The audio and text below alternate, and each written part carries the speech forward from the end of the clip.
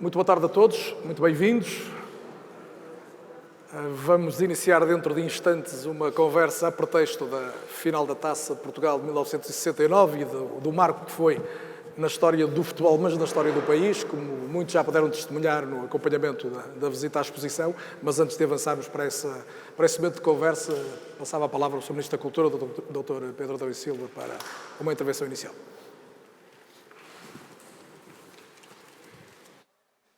Muito boa tarde, Sua Excelência Presidente da República, Sr. Vice-Reitor da Universidade de Lisboa, que nos acolhe, caro João, Sra. Presidente da Estrutura de Missão para as comemorações de 50 anos do 25 de Abril, na pessoa do Alberto Martins, saúde também os dirigentes associativos de ontem e os de hoje, Sr. Presidente da Federação de Futebol, já não está, mas está o Sr. Vice-Presidente, dirigentes, quer da Académia, da Associação Académica de Coimbra, quer do Sport Lisboa e Benfica. Eu queria só fazer uma breve saudação e dizer que é uma enorme satisfação estar aqui nesta minha nova condição e dar-vos conta do significado desta exposição e do conjunto de iniciativas associadas aos movimentos associativos estudantis no contexto das comemorações dos 50 anos da democracia. Isto parte de um princípio que é a construção da democracia e a transição para a democracia não foram um ato único, isolado, pelo contrário, é um processo longo que envolveu muitos atores coletivos, os movimentos associativos estudantis, os sindicatos, também o que havia de partidos políticos e também atores individuais e heróis individuais, alguns deles estão aqui hoje connosco. E nós, para compreendermos o processo de transição para a democracia, precisamos compreender este processo longo que foi a luta contra a ditadura. E o papel dos movimentos associativos estudantis foi particularmente relevante nesse processo, mas também particularmente relevante, pegando aliás na citação de Jorge Sampaio, que estava ali no início da exposição, porque de certa forma foi também nos movimentos associativos estudantis que se começou a construir a elite social, política, cultural que construiu a nossa democracia. E este exercício que nós aqui fazemos nestas celebrações é um exercício de memória, mas não é um exercício para fixar nostalgicamente aquilo que foi a história do combate contra a ditadura. Acho que no essencial, e por isso também é interessante termos começado estas comemorações precisamente com o papel do movimento associativo estudantil, deve ser um exercício para falar dos nossos tempos. E falar dos nossos tempos, acho que no dia de hoje, em que celebramos essa final da Taça de Portugal mítica e plena de significado, é mostrar, por um lado, a atualidade do movimento associativo estudantil e a autonomia das universidades e o papel da autonomia das universidades nas democracias hoje.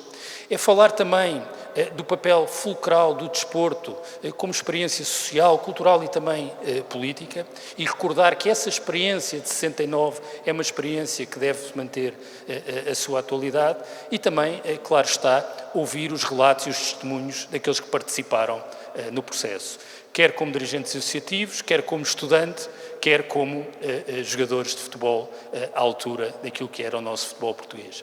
E acho que esse exercício de projetar o futuro, de fortalecer a nossa democracia, é certamente um exercício de recordar o passado e a sua história, mas é, eu diria, fundamental também ouvir as histórias particulares, as memórias, os relatos na primeira pessoa.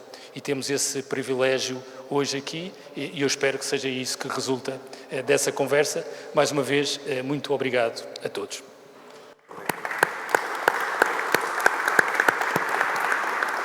Muito obrigado, então. É um gosto participar desde logo desta conversa. É um gosto, é um prazer e é um privilégio estar aqui, juntar liberdade e futebol, que acho que são duas coisas, sendo o futebol porventura ligeiramente menos importante que a liberdade, mas sendo a liberdade indispensável também para a história de que aqui tratamos e para o jornalismo, que é o meu ofício. É mesmo muito bom poder juntar estas pontas e contar até no debate com o Sr. Presidente da República de boas memórias que partilhamos também à volta do futebol e da discussão positiva sobre o nosso jogo, e o mesmo acontecendo com o Ministro da Cultura, que muitas vezes também mostrou a proximidade e o gosto que tem por este jogo que nos encanta. Em relação aos presentes, e apenas também nesta nota introdutória, eu quando me convidaram para moderar este debate, isso será dos mais difíceis para mim e dos mais fáceis ao mesmo tempo. Fácil porque junta temas que eu gosto muito e pessoas que estimo, em todos os casos. Difícil porque vai ser quase uma tarefa de Hércules, tentar acrescentar alguma coisa enquanto moderador àquilo que seguramente resultará da intervenção de cada um, e por isso dependerá mais de cada um de vós o sucesso desta conversa do que do moderador.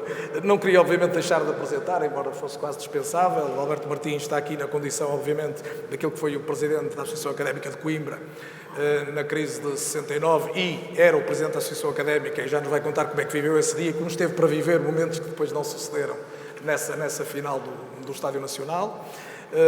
Além de mais, muita simpatia também ao João, ao filho Alberto Martins, portanto, há aqui umas ligações pessoais que eu sublinho com gosto. A Raquel foi a paixão do futebol que nos aproximou, aquela é professora investigadora e é também autora de um livro magnífico que se chama Para lá do Relvado, o que podemos aprender com o futebol, que eu também recomendo, vale sempre a pena ler e tem uma perspectiva muito daquilo que vamos falar aqui hoje também, da ligação da história com o jogo. O Tony, eu costumo dizer, é o meu mais antigo ídolo e, portanto, posso dizê-lo publicamente.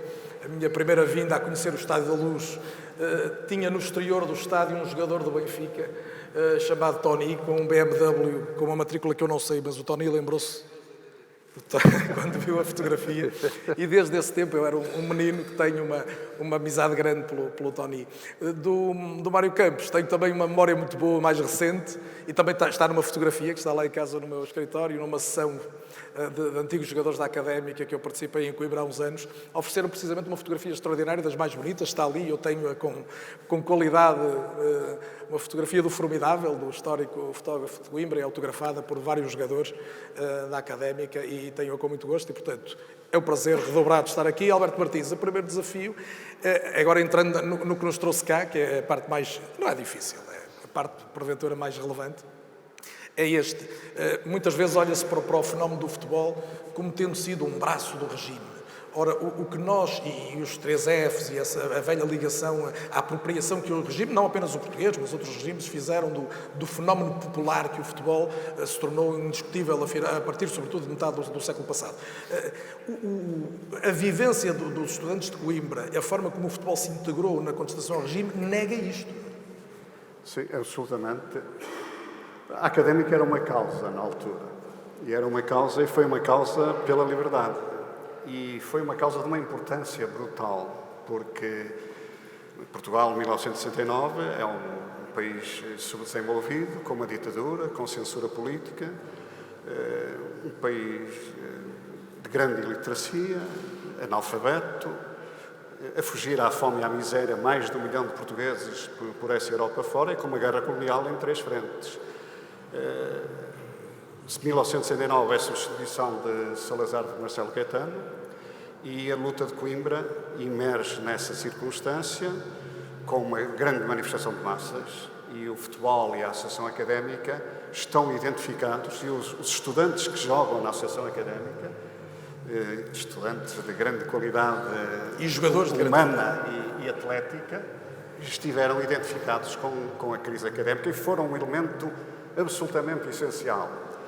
Em 1969 há uma ditadura e uma censura política. Portanto, o que se passava em Coimbra só teve eco na sociedade portuguesa quando, a 30 de abril, passados 15 dias, cerca de 15 dias, dos acontecimentos de 17 de abril, o Ministro da Educação Nacional, Hermano Saraiva, vem à televisão falar durante 15 a 16 minutos e dá notícia pública ao país que os estudantes da Universidade de Coimbra estão rebelados e tomaram atitudes contra o chefe do Estado, Américo Tomás, inaceitáveis, e vem dizer que a ordem vai ser estabelecida na Universidade de Coimbra. É esse acontecimento público de grande difusão do que se passa em Coimbra, feito pelo regime, à contraquer, naturalmente, e depois a final é um momento também com grande visibilidade. O estádio do Jamor tinha cerca de 60 mil pessoas, estudantes de Coimbra, estudantes de Lisboa, a oposição democrática estava, a Académica e o Benfica, e é o momento em que a Associação Académica de Futebol, a equipa de futebol, entra no campo com as capas caídas, num gesto de rebeldia, num gesto de afrontamento ao regime. Nós fomos direção, durante muito tempo, antes da final, pressionados para levantarmos o luto académico. A nossa resposta era invariavelmente a mesma. retirem as medidas repressivas. Não vamos entrar em campo já. Portanto, o que acontece a 22 de junho no Jamor é muito a sequência, quer do 17 de Abril, o célebre momento em que o Alberto Martins interpela Américo Tomás na inauguração do edifício das matemáticas em Coimbra, quer dessa intervenção do Ministro da Educação 2 semanas passadas. Sim, em Coimbra, depois de 17 de Abril, há 8 estudantes que são suspensos, isto é a forma eufemística de dizer, são expulsos da universidade. Há uma greve às aulas, decidida pelos estudantes, com apoio de professores. A greve de 69 é uma greve que envolve toda a universidade, estudantes, professores, vai pela cidade e vai pelo país. É uma greve que teve é uma greve de massas. Dos 9.200 estudantes da Universidade de Coimbra de então, 86% acabam por fazer greve a exames, portanto chumbando. O Coimbra, na altura, tinha um alto grau de feminização. 45% dos estudantes da Universidade de Coimbra eram mulheres, 4.100 mulheres e 4.800 estudantes, que é um facto absolutamente novo em Portugal e até na Europa, e foi uma das grandes forças da movimentação de Coimbra, foi essa também. E depois há uma greve às aulas, há uma greve a exames, antes disso ao encerramento da universidade, e neste interim temos a felicidade para difundir a mensagem, a luta, de termos a Associação Académica, a secção de futebol da Associação Académica, absolutamente identificada. É a par disso que a Académica, e o Mário Campos já vai entrar nessa parte do jogo, vai eliminar o Vitória de Guimarães e o Sporting até chegar à final. Sim, exatamente. Portanto, os estudantes vão acompanhar. A progressão da Académica até a final também são momentos em que se afirma a luta. A Académica progride tal como progrediu a luta. Não sei qual foi a consequência, a articulação, mas parece que foi tudo combinado. E não, foi a lei da vida que nos fez estar com esta identificação total. Mário Campos, mais uma vez bem-vindo, histórico jogador da Briosa, um nome dos maiores do futebol português. O Mário Campos viveu isto como estudante e como jogador de futebol. E a pergunta tem que ser esta, como é que isto entrava no balneário, não é? Como é que esta sensação de que havia uma cidade e um país a olhar para vocês chegava ao grupo? Sim. Bem, nós temos que ir ao passado e para dizer como é que era o futebol da Académica há 53 anos. Era, de facto, uma escola desportiva formadora de licenciados, e de estudantes e licenciados, alguns não, e de jogadores de futebol. Não, muitos abandonaram a Académica, como o Tony, e o Artur Jorge, e o Alhinho, e etc. E o Manuel António para o Porto. E não sei, a equipa era tão boa que fornecíamos jogadores a estas equipas, mas os outros estavam, não é? Portanto, se estudavam, só nesta final, para dar o exemplo, havia 9 universitários, 7 jogaram a titular e 2 entraram depois suplentes, portanto eram 9 universitários, e havia 7 jogadores internacionais A. Isto era uma coisa para uma equipa não amadora, isto é uma coisa inexplicável, quer dizer. Portanto, era uma equipa forte. De facto, ela, quando há o luto académico, para nós foi facílimo aderir ao luto académico. Eu já disse isto uma vez, quer dizer, eu votei o luto académico e depois fui cumpri-lo dentro do campo. E os meus colegas foi a mesma coisa. Votámos o luto académico. Na altura, a direção tinha que saber o que é que se estava a passar, os jogadores reuniram-se, depois, à votação, depois de sermos esclarecidos o que é que se estava a passar, esclarecemos os colegas e, de facto, aquilo foi resolvido. Transmitimos à direção que nós aderíamos ao luto académico e a direção transmitiu em Conselho Desportivo que a secção de futebol aderia. A partir daí, cumprimos religiosamente aquilo e com gosto. Quer dizer, não é cumprir por cumprir, é com gosto. E, portanto, não foi só... Quando há a luta e o luto académico, o Campeonato Nacional termina, praticamente, passado 10 dias. A Académica estava na Taça de Portugal. E na Taça de Portugal, nessa altura, os portugueses de Moçambique, da altura, antes do 25 de Abril, naturalmente, a equipa ganhava o campeonato, de Moçambique e de Angola, entrava na Taça de Portugal nos oitavos de final. Era um sorteio e entrava na Taça de Portugal. Nós apanhámos o Ferroviário de Lourenço Matos. Isto 4 ou 5 dias depois do luto académico. Eu tenho lá uma fotografia em casa, não a trouxe, mas vocês acreditam que é verdade. Já nessa altura nós estávamos do luto académico. Portanto, isto não foi uma coisa da final. É aquilo que disseram, não é? Acompanhou. Nós eliminámos o Ferroviários de Lourenço Matos, que eram 2 jogos, jogaram os 2 jogos em Coimbra. Depois passámos para o Guimarães, foi terceiro no campeonato. Isto é só para dizer que nós tínhamos uma boa equipe. Foi terceiro no campeonato, também eliminámos. Depois eliminámos o Sporting, que foi quarto no campeonato, executive connosco, os mesmos pontos, e fomos para a final. Mas andámos sempre com as medidas do luto académico, não é? O tal equipamento branco em Alvalade fez parte disso?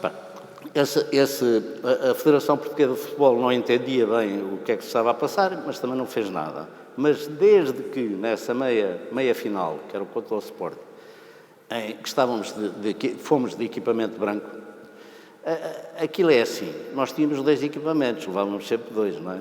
O preto ou o branco. Para aquele, naturalmente, que acompanhámos para o branco as braçadeiras pretas. Evidentemente, se estivesse a chover, era capaz de dar muito nas vistas estar a jogar de equipamento branco. Mas como estava um calor de rachar, nós dissemos, vamos juntar o útil ao agradável, que isto fica bem o branco e o preto. E por isso metemos o equipamento branco, que deu, de facto, um impacto na imprensa muito grande. Eu, há dias também, estive a ver, tem lá uma fotografia, em que, também um pouco da censura, do golo da Académica, há uma fotografia em que se enrolam os jogadores. São 5 avançados. Tu já a viste. E, de facto, eu estava de um lado que era impossível ver a braçadeira num braço. O Manuel António também estava enrolado, também não dava para ver. O Pérez também não dava. Mas depois aparece o meu irmão, que está aqui nesta fotografia com a taça do Benfica, que infelizmente já faleceu, por isso é que... Pronto, tudo bem, estava ali todo contente com a taça e está aqui entre nós. E o meu irmão estava com a braçadeira, mas ele não era o capitão era o Gervásio. E ao lado estava um jogador que se podia ver com o braço, porque mas estava o braço cortado. Que é uma coisa extraordinária esta fotografia. Portanto, era impossível ter uma equipa com 2 braçadeiras, via-se ali. E o título disso dizia: a Académica ganha em Lisboa. E depois, por cima, dizia: de branco vestida. E, portanto, a Federação Portuguesa de Futebol, nessa altura, verificou que havia ali coisas, havia queixas do regime, etc. E, nessa altura, proibiram-nos um minuto de silêncio, que nós fazíamos minuto de silêncio, e proibiu as braçadeiras. Por isso é que na meia-final já não fomos de braçadeira, nem fizemos um minuto de silêncio, contávamos 20 segundos e acabava a história. E a única coisa que fizemos foi traçar um emblema com o adesivo. E depois, para a Taça de Portugal, para a final, foram as capas que tiveram esse significado. Já vamos entrar nessa final, mas eu acho que fica clara esta ideia, Raquel Vaz Pinto, bem-vinda também, de que, de facto, havia uma consciência aqui dos atletas, e já vamos perceber do lado do Benfica, ainda por cima o Tony tem uma vivência particular, porque é alguém que tinha saído de Coimbra há muito pouco tempo para jogar no Benfica, mas já vamos ver o outro lado, mas há aqui uma evidência de que Coimbra era um espaço muito particular, de proximidade, não é? da academia e do futebol, e que isso potenciou em grande medida esta afirmação do futebol como um espaço de rebeldia, de capacidade de questionar o regime. Lá está, e retomava aquela ideia com que há pouco lançava a conversa com o Alberto Martins, contraria a tese de que alguma vez o futebol em Portugal tenha sido propriamente obediente ou muito obediente em relação ao regime. Boa tarde a todos, é com muito gosto que estou aqui, obrigada pelo convite. O futebol e os regimes políticos, e em particular as ditaduras, é uma velha história. Eu diria que talvez o ditador que melhor soube compreender, infelizmente, o alcance e o poder do futebol foi o regime fascista de Mussolini e, em particular, o seu abraçar das massas e de transformar a manifestação no relevado numa manifestação política. A nível da seleção nacional a coisa foi mais fácil, a nível dos clubes a coisa foi muito difícil, porque em Itália os grandes clubes eram os clubes de Turim, os clubes de Milão e os clubes que eram de 2 cidades muito industrializadas, muito industriais e, portanto, as pessoas, digamos que eram mais revolucionárias do que propriamente a favor do regime. E para isso Mussolini o que teve que fazer foi, decidiu pegar na Lazio e dar-lhe uma conotação fascista e depois também pegar em 3 clubes nos anos 20 e torná-los a Roma. Mesmo assim, e o futebol tem destas coisas, porque o mérito em campo é outra conversa. Passaram quase 100 anos e os clubes de Roma não ganham grande coisa, não é? Essa é que é a o verdade. Milan e o Inter continuaram a ganhar, o grande Torino, uma equipa fabulosa, sempre a vencer, a Juve a mesma coisa e aquelas equipas de Roma acabaram por não sair, portanto os sonhos do futebol enquanto movimento fascista saíram completamente furados. A mesma coisa em Espanha. Franco tentou e conseguiu aliar-se, digamos, ao sucesso do Real Madrid. Eu diria que em Portugal, e também em relação à questão das ditaduras, as ditaduras procuram o sucesso desportivo para se colar a esse sucesso.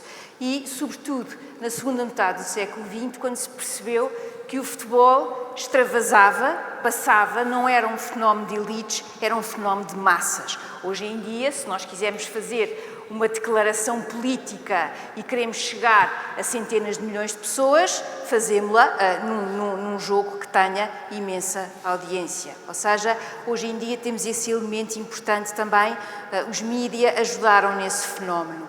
Em Portugal, e sobretudo este contexto universitário, este contexto estudantil, eu acho que é tão importante, e eu enquanto professora é algo que eu digo sempre aos meus alunos, nunca, nunca, nunca assumam que a nossa democracia liberal está resolvida, está construída e que não é preciso fazer mais nada. E não é apenas ir votar, é trabalhar no dia-a-dia, no cotidiano. Saber esta história, perceber estas voltas, estes momentos de articulação, tirar a fotografia como deve ser, perceber o filme, perceber em que medida é que os estudantes foram fundamentais, em que medida é que a académica, e esta final foi determinante, tem o seu quê de sorte, mas também tem o seu quê da vontade humana e conseguimos reunir estas várias camadas. O que é facto é que Portugal, e em 69, enfim, eu não era nascida, portanto eu não tenho memórias nenhumas desse momento, nasci em 73 e bem longe, em Luanda, mas pensarmos que anos depois, quando foi o derrubo da ditadura e a afirmação da nossa democracia, Portugal, até num contexto internacional, deu início àquilo a que Samuel Huntington chamou a terceira vaga da democracia, da democratização a nível internacional. Esse contexto internacional, ou, por exemplo, o apoio de fundações alemãs de partidos estabelecidos, que foi importantíssimo na nossa vida democrática, também tem aqui esse papel importante. Ou seja, cada vez mais o desporto e o futebol em especial, porque nós portugueses somos de facto amantes e apaixonados do futebol e tem um peso na nossa sociedade tremendo, essa relação entre o que é a política, o que é o internacional e o que é o doméstico, ela esbate-se. E terminava com uma citação de um filósofo sueco que eu adoro de coração, que é um tal de Sven-Göran Eriksson, que dizia... Tony já ouviu falar. Já. Se calhar conhece assim ligeiramente, que dizia: há mais política no futebol do que na política. E eu acho que é um excelente retrato. E às vezes apetece quase... Raquel falava da necessidade de atualizar as preocupações, não é? Há menos de 4 anos, aqui por início de junho de 2018, estávamos para viver um Mundial na Rússia. O Abramovich mandava no Chelsea, ainda ia mandar mais uns anos, e a Gazprom era a maior patrocinadora da Liga dos Campeões. Não é? De facto, o mundo obriga-nos sempre a perceber que o espaço do futebol nos obriga... Não, e a própria Rússia, quando apresentou o logo do Campeonato do Mundo, fez uma coisa a ver se passava despercebida. A Crimeia. Foi introduzir no mapa da Rússia a Crimeia, que estava anexada à força. E foi preciso a delegação da Ucrânia e um conjunto de delegações europeias para dizer que, não, este logo não avança. E, portanto, é um pormenor de como, de facto... Mas depois também há outra questão, que vamos voltar a ela de certeza, que é: devem as ditaduras ou os países não democráticos organizar eventos nos quais a competição é o elemento fundamental? É uma bela pergunta para mais daqui a pouco. Tony... Voltemos a 69, ou se calhar a 66 e a 67, ao Tony mais novo, saído de Mugoforos, não é? Para jogar na Académica, e a sentir esta Coimbra. Coimbra já sentia, desde 62 em particular, esta tensão entre os estudantes e o regime. E, de certa forma, o Tony seguramente, quando chegou a Coimbra, percebeu que havia ali alguma coisa que estava a germinar e queria dar algum efeito. Como é que foi depois sentir isso ali e viver do outro lado, não é? Eu vim de uma aldeia para uma cidade, para uma pequena cidade, para depois chegar a uma grande cidade, à capital. Mas nesses 4 anos eu não fiquei em nenhuma república, mas a minha última casa onde fiquei tinha 4 ou 5 jogadores da Académica e 4 apenas estudantes. E tinha um que era um revolucionário de primeira, que era o Zé Armando, e o Zé Armando punha-nos a todos a ouvir a Rádio Voz da Argelba. Religiosamente. Exatamente. Entre aspas, religiosamente. Levávamos ali e começámos ele dava-nos também hipóteses de escolhermos alguns livros para começarmos a ler.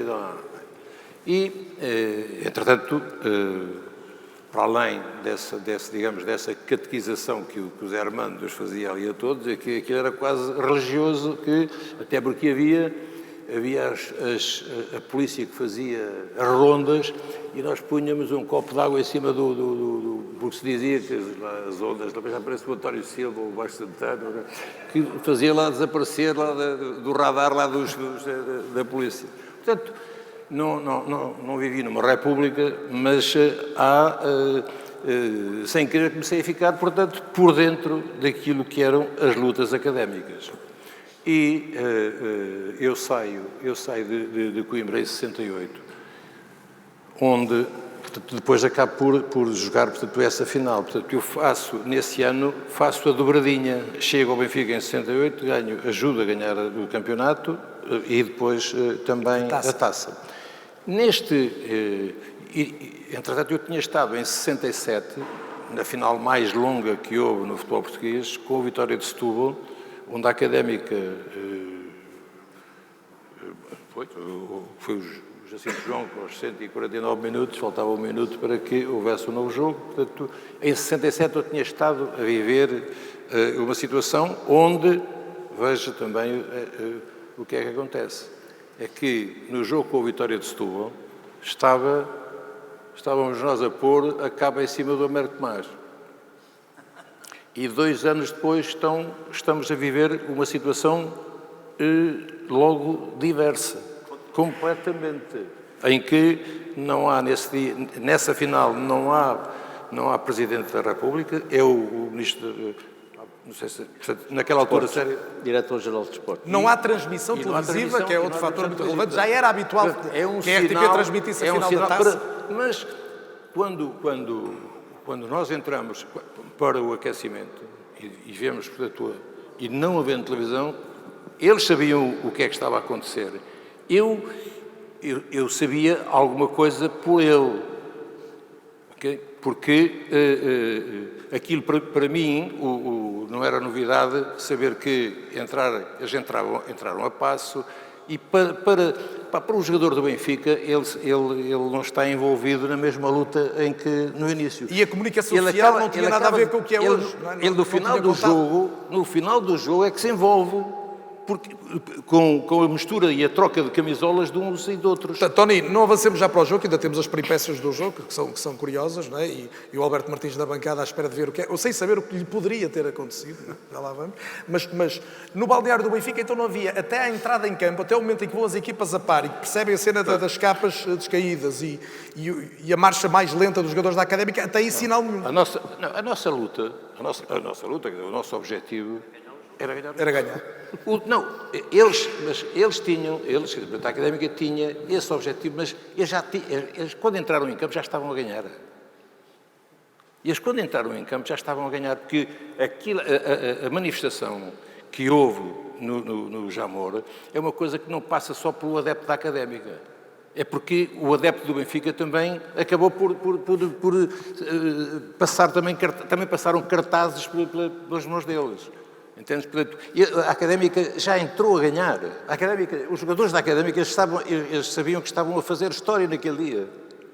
E, aliás, já vinham a fazer história, como o Mário aqui já recordou. Agora, do nosso lado, pá, sempre que jogava, e não era preciso jogar a final, e algumas vezes perdemos em Coimbra, ainda não sei se foi nessa época, se foi na outra a seguir, mas que perdemos, que a Académica tinha uma equipa fortíssima, e nesse dia nós perdemos, mas a Académica foi muito superior ao Não perdeu, Benfica. ganhou.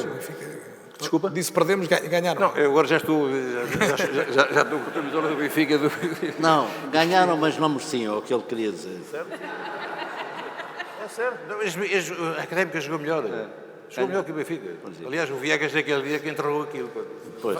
Vamos já à bancada procurar o Alberto Martins, mas, Sr. Presidente, eu não queria quebrar o protocolo, mas o senhor pode ter que sair a qualquer momento. Eu gostava da sua memória, que partilhasse connosco desta altura, desse dia, sim. Sem querer abusar da sua bondade, mas Não foi um pouco de água? Se quer um pouco de água. aproveitar a sua presença. Obrigado. Primeiro queria agradecer aos presentes todos os seus testemunhos. Queria felicitar pela exposição, que é realmente muito boa, muito boa. E espero que vá daqui para Coimbra, de Coimbra para o Porto, volta a Lisboa, porque aqui é só um cheirinho, em férias, não é, vice-reitor? Portanto, queremos mais um mesinho e meio depois de ter ido ao Porto. O que é que eu posso dizer? Eu, em 1969, estava no 3º ano da Faculdade de Direito de Lisboa. Tinha testemunhado ainda, aluno do liceu, à distância, os acontecimentos de 62, depois o refluxo de 63 a 65, depois um pequeno assomo em Lisboa em 65, depois uma subida lenta do movimento associativo, muito rápida no liceu. No final do meu liceu, muito rápida ali no último ano, 65, 66, e depois em 66, uma subida progressiva, com novos movimentos e novos partidos, como intervenientes, com listas disputando dentro dos setores contrários à ditadura, pelo menos em algumas das faculdades da Universidade de Lisboa, que era o que eu acompanhava melhor, e um bocadinho por um irmão meu na Universidade Técnica, no ICEF, onde aí havia, digamos assim, um galope um pouco mais intenso. 68 em França, de facto, teve um papel importante. Muitos de nós, dos meus colegas, lembro-me 2 ou 3, foram a Paris, estiveram em Paris, voltaram, e, portanto, viveram intensamente isso. E ainda em 68 há uma movimentação clara, muito clara e muito generalizada, há um crescendo. Mas 69 é particularmente importante, porquê? Porque em 68 Salazar é substituído. Há um período de estado de graça que dura até às chamadas eleições de 69, em que a oposição tem que decidir se concorre ou não concorre, as várias oposições, e daí o mérito maior do que aconteceu no Porto em 69, porque é em contracorrente. A corrente era a de, não diria, um tempo de compasso de espera, mas apesar de tudo, de um debate muito intenso sobre como gerir a estratégia da oposição à ditadura e, dentro da ditadura, como gerir a estratégia em pontos fundamentais, como a descolonização, a liberalização mais do que a democratização e o mais fácil, a integração europeia. E, portanto, na altura em que acontece num momento muito curioso, porque quem estava presente naquele momento era o chefe de Estado, que representava o setor da continuidade, mais continuidade da ditadura. Era alguém escolhido por ele para o Ministério das Obras Públicas, mas, portanto, era muito colado ao chefe de Estado. Não, escolhido pelo Presidente do Conselho de Ministros, muito colado a ele, era familiar, o Ministério das Obras Públicas, e era uma herança da última remodelação de Salazar, o Ministro da Educação, que notoriamente, tendo sido escolhido com uma ideia de transição para o marcelismo, apesar de tudo, não tinha nenhuma perspectiva clara de futuro, de reforma, de transformação, de autonomia da universidade. Não tinha, é uma coisa curiosa. Aparecia como tendo, mas não tinha. E, portanto, quando aparece esta faísca, sabem que a política tem dessas coisas, e então, mesmo em ditadura, há uns cliques que realmente, como dizia o Presidente Jorge Sampaio, como foi em 62, que depois detonam um conjunto de fenómenos. E esse clique foi muito importante, porque gerou uma reação em massa no Porto, teve eco em Lisboa, e presumo, portanto, em Coimbra, teve eco em Lisboa. O Porto é um fenómeno mais complexo, a reação foi um bocadinho diferente, mas isso é uma realidade estrutural em relação à academia no Porto, é uma forma de funcionamento diversa. E coloca a ditadura perante uma situação muito incómoda. E aí é que a final da taça faz acrescer a importância e a felicidade desta exposição. Porquê? Porque é um momento que ultrapassa a academia e projeta no país, onde a única projeção, já disse o Dr. Alberto Martins, tinha sido a intervenção a vários títulos desastrosa do Ministro da Educação. Eu não sei bem, não tenho presente agora, porque é que ela existiu, por imposição do chefe de Estado, por insistência do Presidente do Conselho de Ministros, que não era beneficiário dela, por exigência do próprio Ministro, por acumulação dos fatores, vai dar amplitude nacional e deixar o Governo exposto publicamente perante um movimento estudantil de massas, o que nunca tinha acontecido, não aconteceu sequer em 62. Soube-se, teve depois uma projeção subsequente, mas não instantânea. E a final da taça alonga essa projeção. Alonga a projeção, e quando nós olhamos para aquela fotografia, é uma de várias, e vemos menos polícias, melhor ensino. Numa manifestação que era impossível proibir. Isto é único na história da ditadura, porque não era possível proibir o afluxo daqueles espectadores àquela final. Aquilo que não aconteceria na rua numa situação normal. Uma final da Taça de Portugal tem sempre eco público, sempre.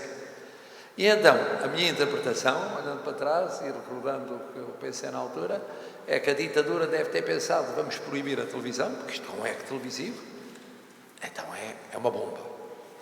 Vamos desgraduar, porque as ditaduras têm muita dificuldade em lidar com, eu diria mesmo, a impossibilidade de lidar com a liberdade. Estava a pensar num episódio que aconteceu comigo em democracia, quando, numa final de Taça de Portugal, houve em vésperas um problema envolvendo um grande clube que ia jogar a final da taça. E a final da taça ia ser jogada num clima de grande tensão. Entra o clube, não entra o clube, é autorizado pelo Presidente, não é autorizado, ele vai, não vai. E havia sempre aquelas vozes que diziam, o Presidente, portanto, o melhor é não ir. Em democracia, obviamente, iria. Teria de ir, essa é a diferença entre a democracia e a ditadura. Na ditadura, numa situação potencialmente complicada, a solução fácil é não ir, é tentar apagar, é disfarçar, é fingir que não existe. A democracia não existe. Faz parte do pluralismo. Penso que se pensar sobre as expressões do pluralismo existir. E foi muito importante isto, aquilo que ouvimos hoje, ao Mário Campos e ao Tony, porque mostra depois os bastidores que suspeitávamos da vivência daquela final. Para além da manifestação de massas que foi, prolongando a luta que estava em curso, ela foi interiorizada mesmo por aqueles que não tinham a noção plena do que se passava, mas acabou por ser interiorizada de uma maneira ou de outra. Acabou como acabou, podia ter acabado ao contrário. Ou podia ter ido para prolongamento, ou podia ter havido... Não, foi um prolongamento. Não, para prolongamento foi. Podia ter tido outro epílogo. Mas até o facto, que já tinha sido referido e que aquela fotografia atesta, da volta ao campo ter sido feito com as duas equipas, o que é invulgar, mostra que havia uma realidade política muito importante para o E se me permite, com os equipamentos mas que trocados, mostra né? Os jogadores do também Benfica equipados à Académica e a vice-versa. responsabilidade política do futebol, que muitas vezes se esquece. Aqui foi um bom exemplo de exercício de responsabilidade política do futebol. Muitas vezes temos tido maus exemplos de exercício da responsabilidade política no futebol. Aqui foi um bom exemplo. E isto, na altura em que foi, tem um valor acrescido. Porque se tem sido aquela intervenção em 71 ou 72, aí tinha-se entrado na rampa acelerada descendente da ditadura para o fim. Ali, olhando a médio prazo, a rampa existia já há muito, mas era uma tentativa de encontrar uma plataforma mais baixa e de permanecer nessa plataforma para reequilibrar o que era a rampa. E foi um contributo, eis como, por um lado, um movimento estudantil, com um líder, que também não é indiferente, não há líder sem movimento, mas ajuda muito a haver movimento com o líder.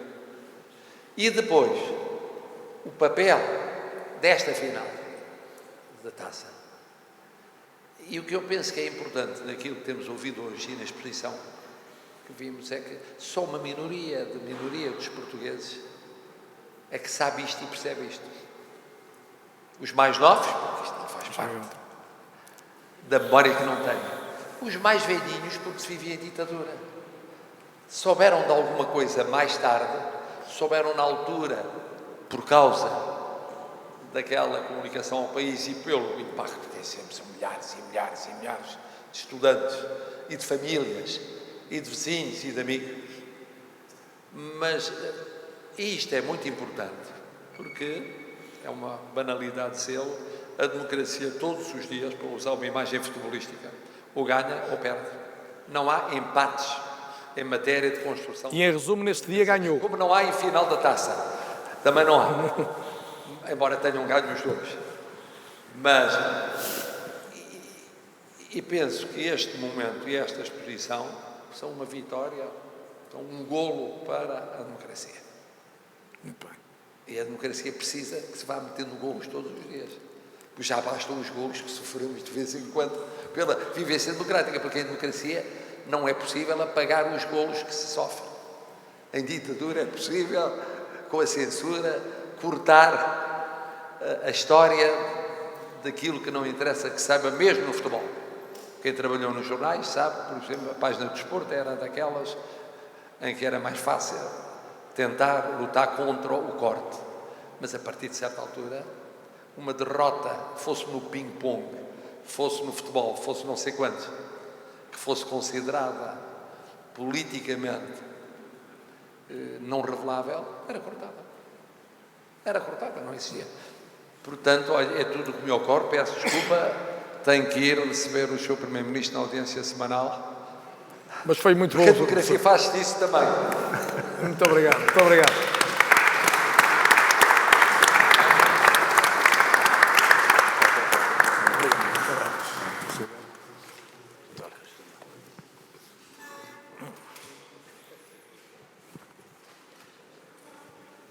Muito obrigado, Sr. Presidente.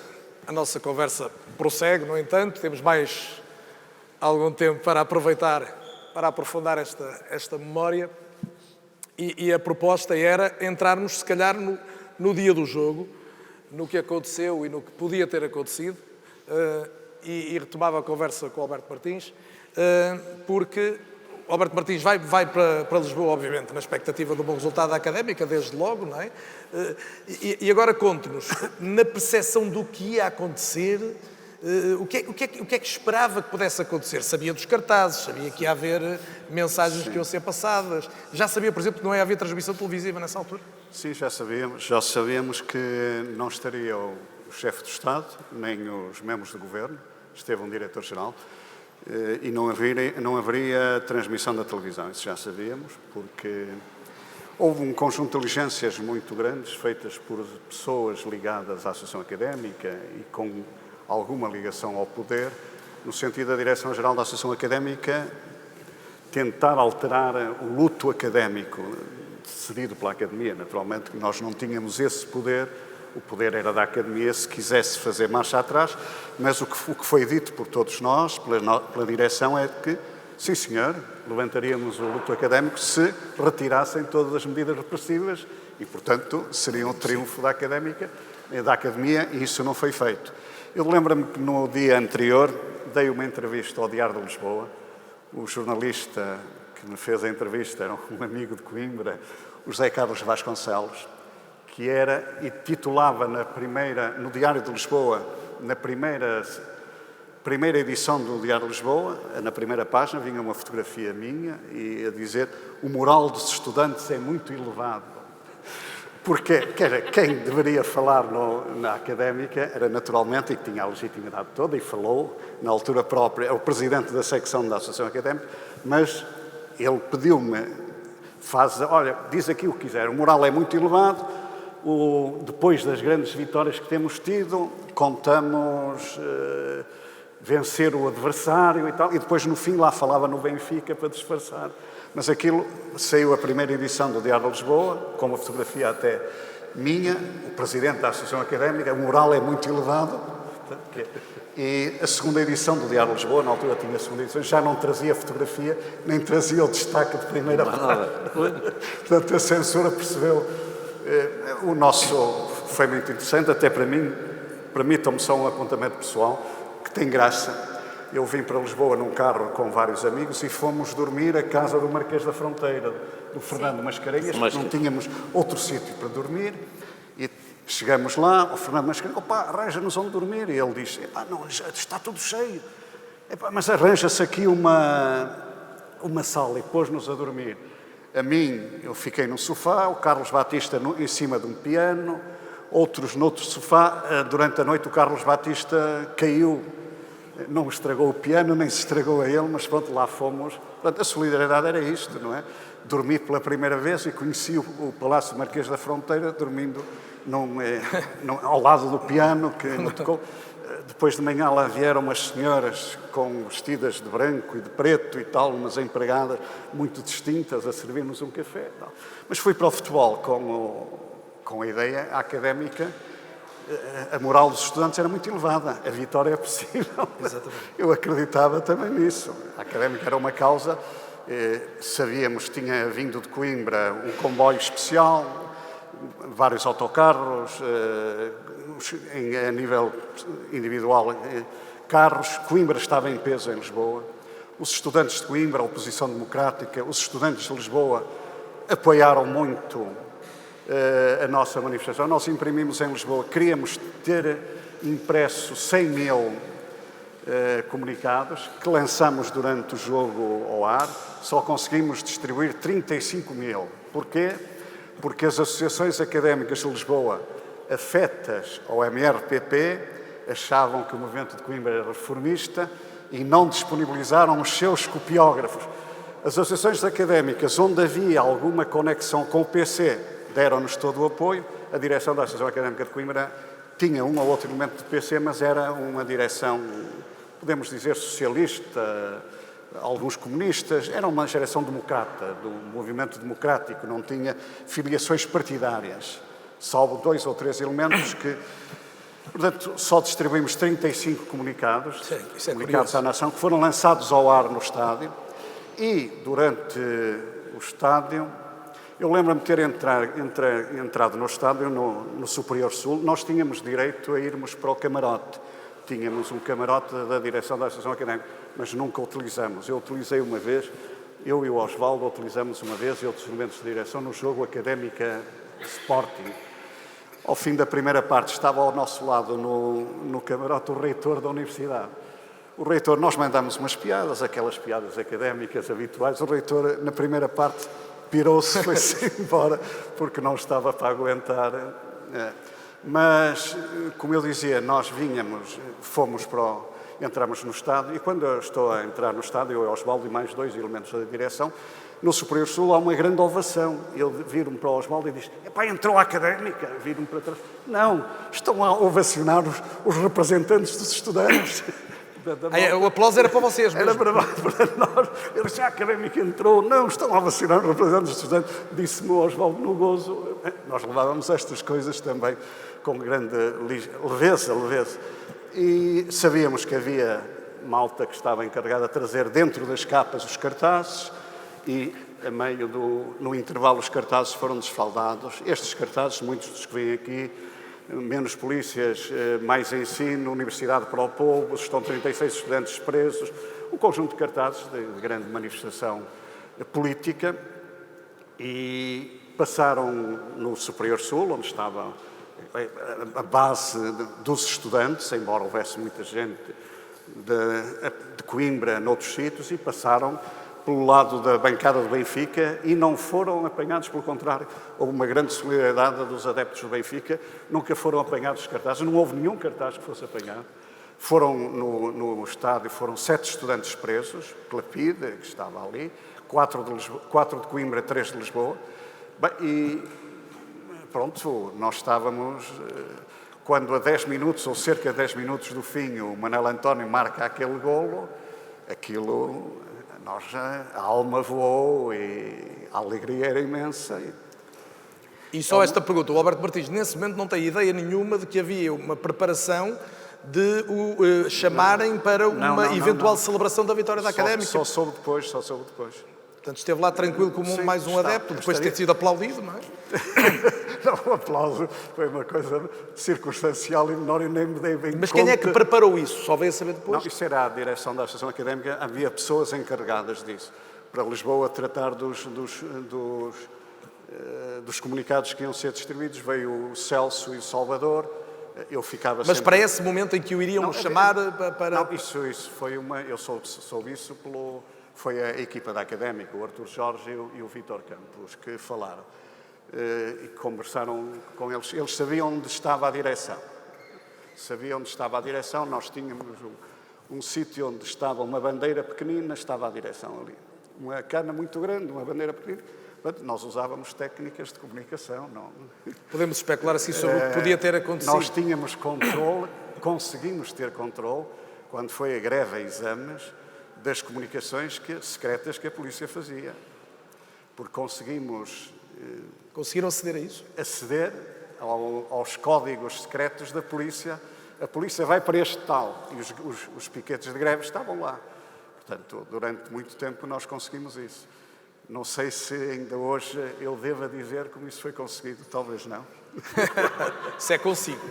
Hoje chega tudo a todo lado, é a única coisa que eu posso dizer como advertência. Sim, as pessoas que obtiveram isso, se quiserem, devem fazê-lo.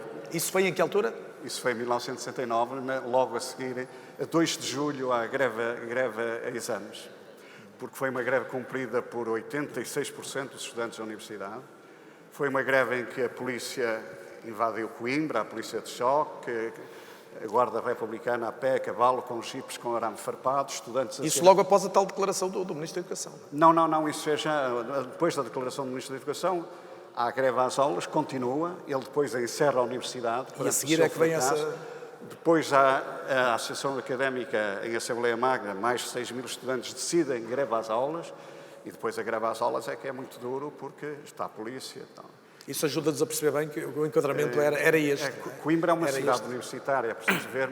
Coimbra tem, ou teria na altura, 110 mil habitantes, e os estudantes eram cerca de 9 mil, 10 mil. Portanto, os estudantes, professores, a ligação às forças vivas da cidade. Nós, quando decidimos não fazer a queima das fitas, foi um momento muito difícil para a cidade, porque era um grande momento cultural e comercial da indústria comercial da cidade de Coimbra. Eu fui explicar a vários comerciantes de Coimbra o porquê da decisão da Comissão da Queima das Fitas não fazer a queima das fitas. Fizemos uma operação balão, distribuir balões na cidade, operação flores, distribuímos flores na cidade. A luta de Coimbra foi dos estudantes, foi dos professores. Um número significativo de professores aderiu à luta dos estudantes. Foi para a cidade e com esta final de futebol foi para o país. Para o país. E depois a pergunta difícil, meu caro Mário Campos, é porquê é que a Académica não ganhou, então? O moral dos estudantes estava elevadíssimo. O estádio tinha ali uma pulsão positiva em relação à Académica que até o adversário eu sentia. De facto, há uma coisa nunca vista. Está-se a falar de uma final da taça e ainda se fala do jogo. Convém lembrarmos Que disso. é uma coisa Lá no impressionante. meio houve um jogo de futebol. O jogo, não há táticas, não há nada. Não, há curiosidades. Esta, afinal, tem outra curiosidade. Todos os jogadores eram portugueses. Sabiam? Todos. Dos dois lados. Agora, quantos estrangeiros tem o Benfica? E até da Académica. Quantos portugueses A tem o Académica, Benfica? vamos desejar boa sorte. Está aqui o novo presidente da Académica. Que venham tempos melhores para a Académica. Éramos todos portugueses, pronto. E por isso estivemos bem unidos, desde os jogadores até à massa associativa. Bem, nós não ganhámos. O Benfica estava em quebra, estava a começar, aquilo foi no final, foi a seguir ao Manchester United, não, final da taça. Não? Nós até estávamos com a moral em alta. Eles estavam com a moral Não, também. o Benfica estava sempre com a moral em cima. Não, nós tínhamos acabado de ganhar o campeonato. O campeonato, sim. Depois, E a final normalmente a Taça de Portugal era no final, era jogada depois do campeonato. Mas dá-me a sensação que a equipa fisicamente não estava bem. Certo. Não estava bem. Não é para me gabar, mas o nosso meio-campo jogou excepcionalmente bem, vendo o lado, quer dizer, nós não devíamos ter perdido aquele jogo. Certo. É isso que aconteceu. Simplesmente eles tinham o Eusébio e a gente não tinha. Quer dizer, se a gente tivesse o Eusébio naquela altura, era capaz de ter ganho alguns campeonatos. Mas o gol da Académica acontece muito perto do fim. Que eu Oito confesso, apesar de já ter ouvido tantas sim, vezes essa história, sim. Mas voltei hoje a realizar que é o gol do isso. Manuel António... Mas o futebol é isso. Claro. Quer dizer, o gol é marcado a 8 minutos do fim. Ponto. Portanto, todos nós, a 8 minutos do fim, dissemos, agora é que os treinadores mandam muito, mas naquela altura era lá dentro é que se fazia a coisa, não é? Dizia, pá, baixa-se um bocado, não percas a bola, não sei o quê, era assim que se fazia. A tática era dos jogadores, não é? Eram os jogadores com o treinador, mas havia sempre comandantes, não é? O Tony, quando jogava, também era comandante, também dizia, aguentei a bola agora e tal. E nós fomos, bem, agora não podemos arriscar, não é? Faltam 8 minutos, não é? Vamos com calma, com coisa e tal. Mas há um livre à entrada da área, os árbitros também gostam de marcar livros, simplesmente contra nós, no Estado da Luz, então é uma mina. Quando a certa livros à entrada da área, não é? Livros à entrada da área, livros à entrada da área. E assim foi um livro à entrada da área. E o Eusébio, mas este livro foi mesmo livro, foi mesmo livro, pronto, que é para não haver discussão. Foi falta.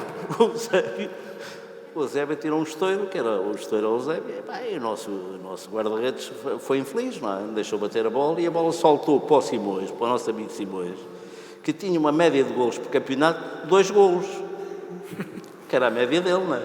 2, 3. Ele era um servidor. Era o servidor. Era Também tinha poucos, mas tinha mais que ele. Mas ele, 2 golos e um foi logo marcado naquela final.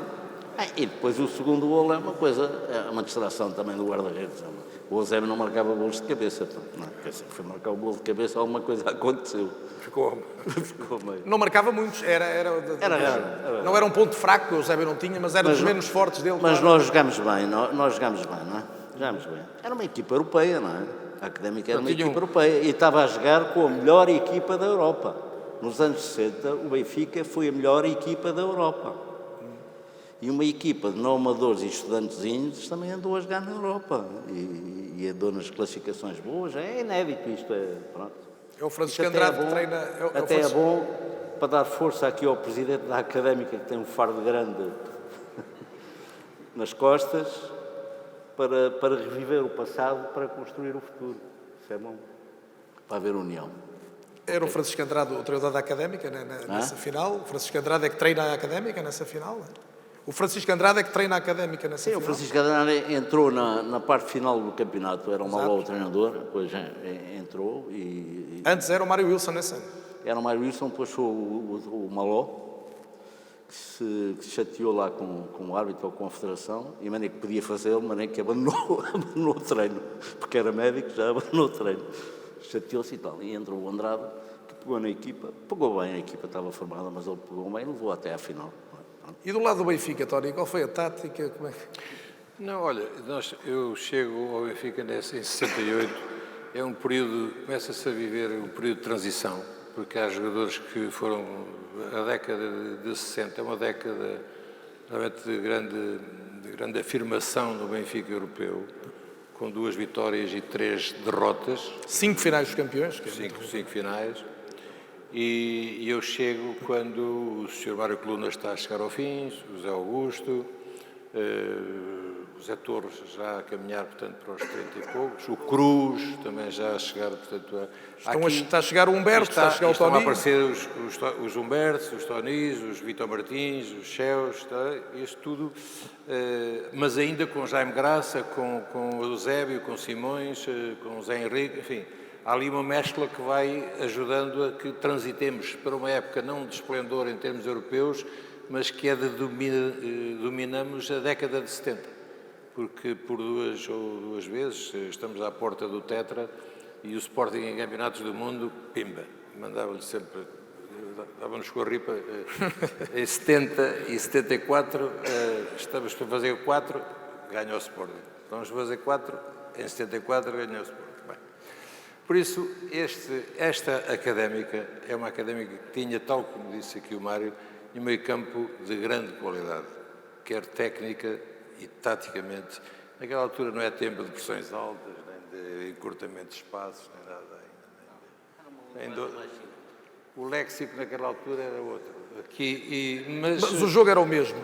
É verdade, mas tinham ali o Nene, que era uma das grandes promessas do futebol português, no meio. Teve um acidente. Sim. O Mário Campos, Vítor Campos, Pérez, que é jogador do Sporting Escardino, e nós abafámos ali um bocado no meio. Eu era jovem, mas o Sr. ainda lá ficou, eu saí, entrou o Zé Augusto, portanto já estavam ali umas carcaçazitas e por isso eu digo O Tony andou a correr atrás de quem nessa final? Andou a correr atrás de quem? Eu tinha que andar atrás do Nene, porque o Nene era tão jovem quanto eu, ou talvez um ano mais novo, mas ele jogava muito, e tecnicamente e também fisicamente era poderoso. Portanto, teve que levar também umas ripadas, porque aquilo também tinha que ser... Antes de voltar à Raquel, até para ela... Não, ripadas na bola. Na bola, sempre com bola. As imagens, porventura, mais extraordinárias e mais surpreendentes, e algumas seguramente as foram vendo, e muitas estão ali na exposição, têm como expoente as vossas 2 camisolas que ali estão também. Portanto, está ali a camisola da Académica do Mário Campos, que o Tony recebeu no fim do jogo, e a camisola do Benfica, que o Tony entregou ao Mário Campos. E de repente todos estavam com as camisolas trocadas. Aquilo foi espontâneo. Para mim, aquela imagem, ainda hoje o Marcos está aqui, que é uma das figuras, portanto, também dessa final, e que traz umas fotocópias da página a seguir ao dia do jogo, em que vem a fotografia com todos os jogadores de um lado e do outro, quer dizer, os da Académica com a camisola do Benfica, e a volta ao campo com os jogadores da Académica com a taça na mão. Portanto, aquilo não é muito comum. Não. As trocas de camisolas aconteciam, sim, obviamente, isso muito acontece, mais. Mas é que todos trocaram. Normalmente o adversário partia a taça, como o futebol está. Sim. Não celebrava. O que perdia, partia a taça. E aquilo é um exemplo fantástico, essa fotografia. Não é por ser um normal, mas é o José Augusto que está ao lado, acho que trocou com ele. E o José Augusto, quando trocou a camisola, estava-se a dar a volta ao campo, eles estavam e nós íamos com eles. E o José Augusto disse: Vítor, toma lá, pega na taça. Pega na taça. É um pormenor fantástico. E há uma fotografia que eu vi ainda hoje, das 2 equipas no fim, juntos, todos os jogadores, cada um com a camisola do adversário. Uma fotografia da bola, inicialmente. É uma fotografia da bola. Exatamente, uma fotografia admirável. Raquel, é daquelas coisas... há pouco, quando o Presidente da República dizia que o futebol marca golos, não é? Nesses momentos, mas isto agora está mais difícil de acontecer. Eu aí meia culpa, também não vou armar em santa, mas que engraçado estar a ouvir esta partilha destas memórias, que é tão importante, e pensar o quão impossível seria hoje em dia, numa final da taça entre o Benfica e o Porto, a terminar com os... Aí com toda a certeza, mas mesmo com outros contendores, fácil não seria. Não, mas é curioso, e lá está, eu não me quero armar em nem pensem, eu sou aqui tão culpada, eu quando vou ao estádio e tenho um red pass. Mas deixe-me só puxar aqui uma memória minha, que o Tony seguramente tem também. Há uma final já nos anos 80 em que o Nené recebe uma Taça de Portugal equipada a Porto. Não é uma coisa tão longínqua assim e tão perdida no tempo. Portanto, é uma coisa que tem no máximo 30 e alguns anos. É verdade, mas eu também diria que nos dias de hoje é sempre há um desfazamento até muito curioso, eu acho, que é... eu lembro-me uma vez, a Federação desafiou-me para escrever um artigo para a revista e eu escrevi, que era sobre uma coisa que é: vivemos uma fase hoje em dia em que o futebol português faz parte daquilo a que se chama o soft power de Portugal. Ou seja, nós portugueses, de facto, não só jogamos muito bem à bola, como temos excelentes treinadores, temos um conjunto de figuras marcantes e o futebol é uma belíssima exportação do melhor que Portugal tem por esse mundo fora. E não é, entre aspas, apenas o Cristiano Ronaldo, é todo um conjunto de jogadores hoje, e isso também passa muito por um elemento que eu acho que foi fundamental nesta história toda, também foi a própria...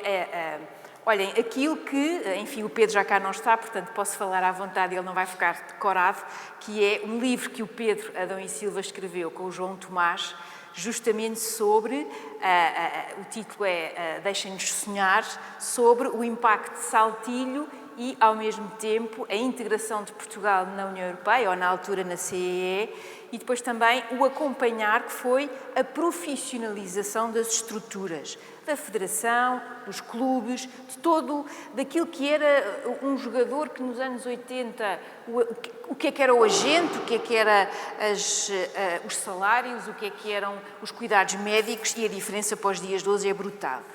Mas o que a mim às vezes me faz imensa confusão é, a nível internacional, nós temos jogadores maravilhosos a jogarem nas melhores equipas do mundo, temos um futebol a nível de seleção, hoje em dia nós damos por adquirido a qualificar-nos para os campeonatos do mundo e para os campeonatos da Europa, até uma determinada altura não era de todo assim, portanto isso também é mérito, e depois temos, eu diria, um campeonato que está a chegar, ou já chegou, ou já ultrapassou, um nível de ruído, de discussão do penalti e não penalti, do VAR e do não VAR, e de tudo o resto, que é uma incongruência, ou seja, nós temos discute-se mais fora do relvado do que eu até acho dentro do relvado.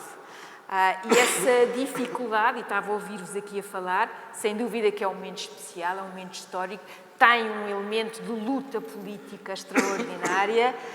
Hoje em dia os tempos são diferentes, mas por outro lado, a nível do que é esta ideia de marcar os golos, de discutirmos, de fazermos, vivemos num momento também muito especial do próprio desporto a nível internacional. Nós hoje somos confrontados todos os dias, de uma forma mais explícita ou menos explícita, com ideias peregrinas como a Superliga Europeia, ou esta ideia de que há uns clubes que à partida têm direito a estar presentes numa determinada competição e não têm que ganhar jogos para lá chegar. E outro aspecto que a mim também me preocupa muito e que eu acho que vai ser muito visível no Campeonato do Mundo, no Qatar, há aqui um conjunto de problemas em matéria de direitos humanos que a mim me incomoda particularmente. Aí já está a responder àquela sua pergunta retórica de há pouco. Devem países autocráticos ou não democráticos organizar grandes eventos? Eu tendo para... Não apenas do futebol, também convém dizer. Não é só futebol. Os Jogos Olímpicos, ora, por exemplo. Jogos Olímpicos, porque todos estes eventos desportivos, os regimes políticos, sejam eles quais forem, estão associados ao fenómeno do desporto. Se em democracia liberal aquilo que nos verdadeiramente caracteriza é a competição, ou seja, uma democracia liberal tem árbitros, tem regras, tem cartões, não é? Ou seja, eu tenho que respeitar as regras, tenho que ir às eleições, tenho que votar, tenho que fazer um conjunto de... E essa é a essência de uma democracia liberal, é a competição pura e dura. Uma ditadura é a negação de tudo isto. A ditadura é o seu próprio árbitro, é o árbitro, o capitão e o treinador e tudo e mais alguma coisa. Eu acho que eu percebo os argumentos, estamos a penalizar não apenas um regime político, mas uma sociedade como um todo, mas também, ao mesmo tempo, acho que temos de ter muita consciência de que, ao se deixar que se organize um campeonato do mundo, numa Rússia ou num Catar desta vida, estamos a ser cúmplices daquele regime. Porque eu vou papar os jogos todos, vou ver tudo e portanto, essa dinâmica, hoje em dia, é uma dinâmica que a mim me perturba, me incomoda muito, assim como clubes que são propriedade de Estados que também não são democracias. Falavas há pouco do Chelsea e do Abramovich, que agora já não é Abramovich. Mas temos muitos outros exemplos a nível desta Europa fora. O futebol também vive esse momento difícil que, de certa forma, também está colado àquilo que para nós europeus talvez não seja tão óbvio, mas basta sairmos da nossa bolha para perceber que, a nível internacional, há cerca de 15, 16 anos que o número das democracias liberais no mundo tem vindo a descer. Há cada vez menos países democráticos e democráticos plenos, e mesmo dentro das nossas democracias nós vamos tendo problemas internos sérios, de populismos, de um conjunto de problemas que são fundamentais, mesmo dentro da própria União Europeia. Basta pensar na Hungria, não é preciso pensar em mais. E, portanto, o futebol também tem estes problemas, mas a nossa própria... Ou seja, assumirmos que esta nossa democracia liberal está garantida e que vamos continuar democráticos, basta olhar para o século XX português e perceber como, de facto, nada disto pode ser assumido à partida. Fazendo indo buscar o futebol, nós não entramos em campo e já ganhamos o jogo, nem por sombras. Isso, para mim, é uma coisa que me preocupa muito, mas também a nível do que é o governance, a nível do que é a transparência, a forma de gerir o futebol. Eu adoro futebol, é a minha segunda vida, é uma paixão que eu tenho desde miúda. Não, isso convém dizer, eu posso testemunhar, a Raquel, além de questionar uma série um olhar mais amplo do futebol com as realidades económica, política, até geoestratégica, é apaixonada pelo jogo. Quando diz, eu vou papar os jogos todos do Mundial, é mesmo verdade, não é uma metáfora. Vou ver tudo. Tal como qualquer um de nós, os vou. Viciados nisso, vai estar ali e adora discutir o jogo e as táticas como e a forma como cada ainda tenho equipa... cassetes em VHS.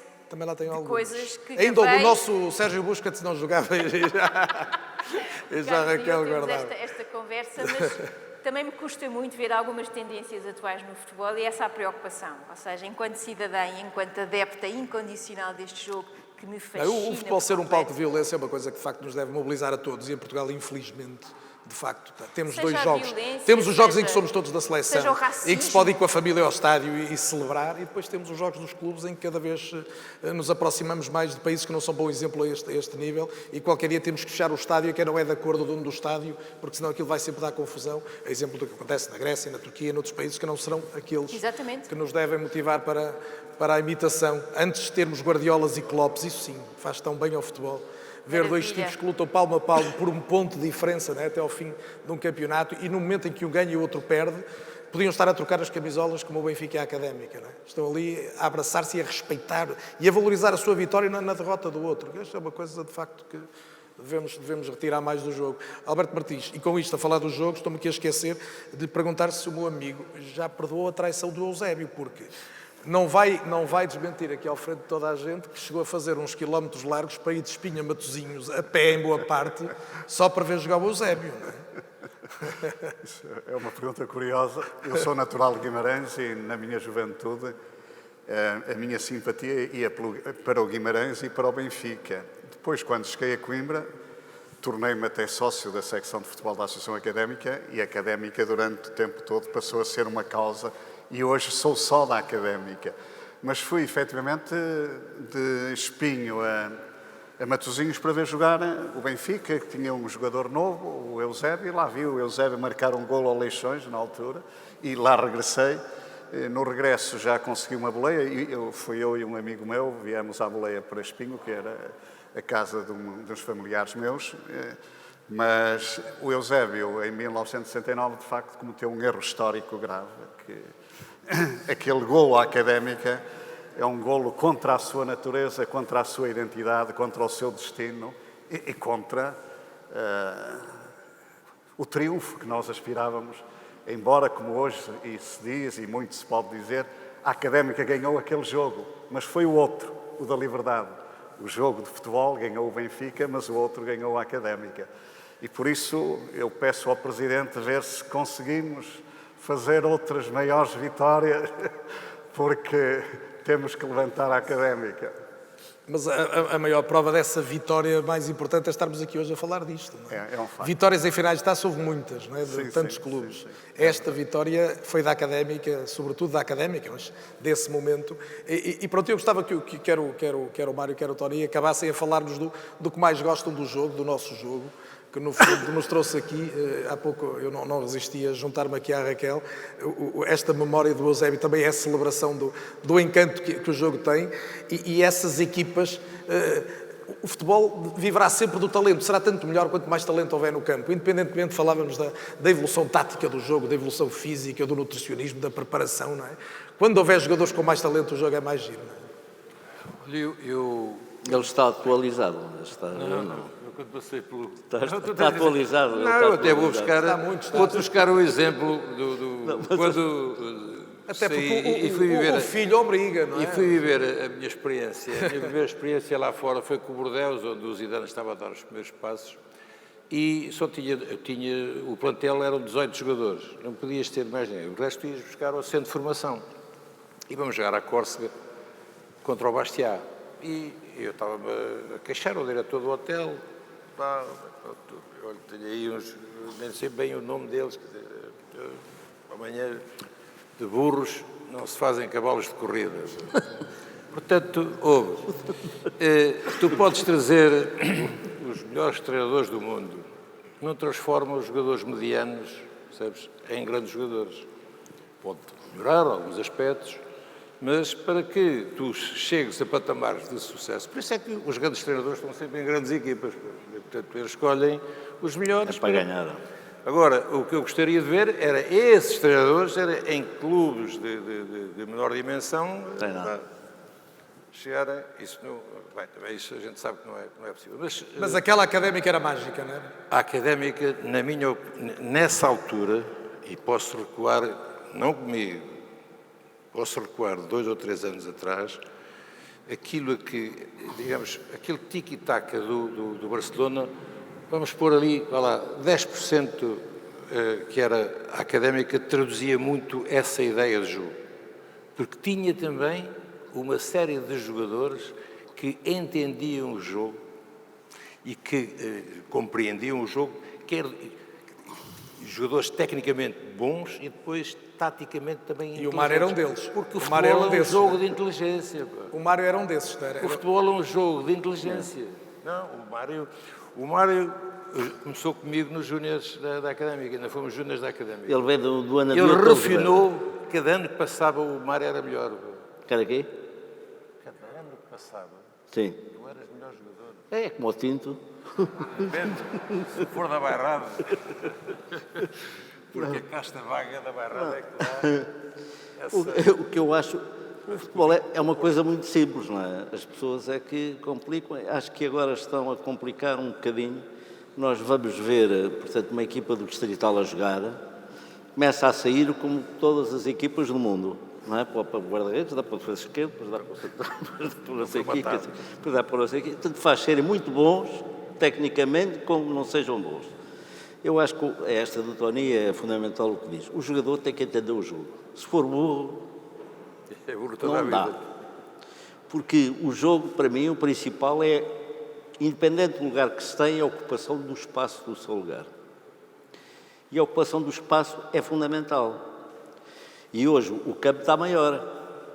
Não é? O campo está maior. Antigamente as defesas subiam ali assim 10 metros para cada área e o retângulo era aquele. Agora está maior. Portanto, se está maior, há mais espaço. E parece haver menos, que é curioso, pois as equipas contra-atacam, fazem marcações, etc. Mas a ocupação de espaço é brutal. Porque se dermos no meio campo 2 metros à equipa adversária, se a defesa recuar 2 metros, está a dar um T3 à equipa adversária, que são 140 metros. Não é? Está a dar um T3 de 140 metros, se recuar 3 metros. Que é uma coisa brutal. Portanto, a ocupação de espaço é fundamental. E o futebol Os treinadores também têm que ser inteligentes, que às vezes não são. Não é? Sim, esse convém que seja, até porque escolhem desde logo os jogadores inteligentes. Desde logo são eles que escolhem os jogadores inteligentes ou não, não é? Eu estava aqui a pesquisar a frase famosa do Cruyff, que tem tudo a ver com isto. E a mudança de E com velocidade ela é podemos fundamental. encerrar, que é o futebol joga-se com a cabeça e as pernas estão lá só para ajudar. Não é? Tem que ter tem que ser bem preparado fisicamente. Claro. E a diferença hoje... Mas isso hoje já não falta a ninguém. Não falta a ninguém. Hoje o prolongamento da Académica era menos sofrido. Era. A gente no Também prolongamento... aquilo apanhou a queima das fitas e os exames, não é? A gente no Junho prolongamento... não é? prolongamento ia-se abaixo. Muito bem, eu creio que cumprimos o essencial da proposta. Eu queria agradecer, obviamente, antes de mais aos oradores, a todos os presentes, a atenção que dispensaram, reiterar o gosto que foi estar aqui convosco e convidar a Sra. Comissária das comemorações dos 50 anos do 25 de Abril para a Comissária Maria Inácia Rosola para poder encerrar esta sessão da minha parte. Muito obrigado e até sempre. Obrigado. Eu vou ser muito rápida, começar por agradecer estes momentos tão agradáveis que nos proporcionaram. Ficaríamos aqui horas a escutar-vos.